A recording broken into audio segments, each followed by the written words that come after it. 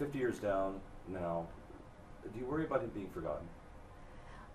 Well, I don't think so much as forgotten, but I think that there's a new generation who's not super aware of him. And so I hope that through this book and through the Robert F. Kennedy Speak Truth to Power Human Rights Education program, we're able to inspire and educate the next generation. But I have to say, we recently gave the Robert F. Kennedy Human Rights Award to the kids from Parkland and March for Our Lives, to a group of students, DACA students, to a group of students in Standing Rock that organized the protests there, and to Color of Change, which is of course a group mostly African American, 1 million strong, working on criminal justice reform. And to me, that's the next generation carrying forward my father's unfinished work, even if they've never heard his name. And that's what's important. You know, in the end, what we want to do is build a just and peaceful country. And whether they're inspired by Bobby Kennedy or someone else, it doesn't really matter. But I think he's a good place to start. It's beautiful. Well, I have many other things to talk to, but I know your time is very tight. But I have to ask you, as a daughter, you know, and now obviously you're a mom as well, and people like me can only dream about this, but what might have happened had he lived in 60 years? Well, I think a bunch of things would have happened. First of all, I think he would have won. I think that he would have stopped the Vietnam War 4 years earlier than it stopped, so that would have saved tens of thousands of lives of Americans and Vietnamese. I think during his presidential run, he spoke a lot about poverty issues.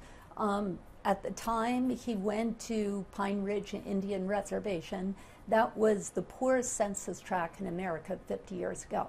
Today, it's the poorest census tract in America. I don't think that would be the case. I think he would have focused on Appalachia, on the Mississippi Delta, on Native Americans, on inner city African American neighborhoods, and other places of extreme poverty, farm workers, et cetera. And I think that would have stopped some of the divisions that we see today. And then I think we would have avoided Watergate, and we would have avoided Nixon's strategy of gaining power through political division, which was called the Southern Strategy, which was then exploited more by Ronald Reagan, and again by, now we have Donald Trump, which is the ultimate manifestation of gaining power through division. And I think we would have avoided a lot of that. Well, let's finish on a hopeful note, at least for you.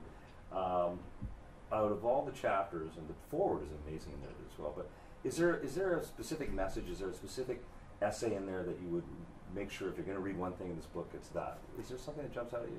Well, I think Thurston Clark's preface is terrific. I like my chapter, and that's really about my father as a dad and his history.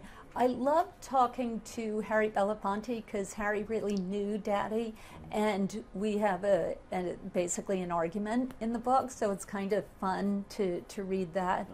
I loved talking to George Clooney because he tells this very funny story about being a little kid, and when he finds out that my father was killed, said, well, I'll give something up. I guess I'll give up my guns, you know. And then he told his father that, and then his father was on TV like you are, and his father said, I'm so proud of George. He's giving up his guns forever. And George is like, no, not forever, just for a day or maybe Lent, but not forever.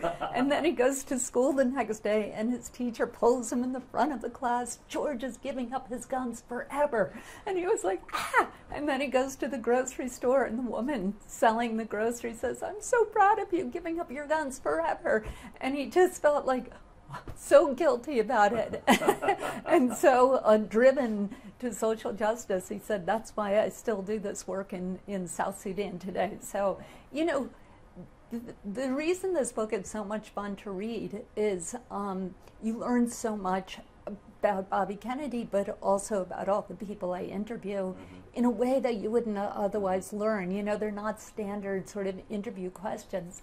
And I think that that Hillary Clinton said, I'm like a Rorschach test. When you ask people about me, you learn more about them than you learn about me. And I think that's what happens in this book. Beautiful. All right, well, we'll leave it there. It's available on Amazon, yes, of course, and wherever great books are sold. Wherever. Hey, if you like that video, be sure to subscribe to our ABC7 Chicago YouTube channel.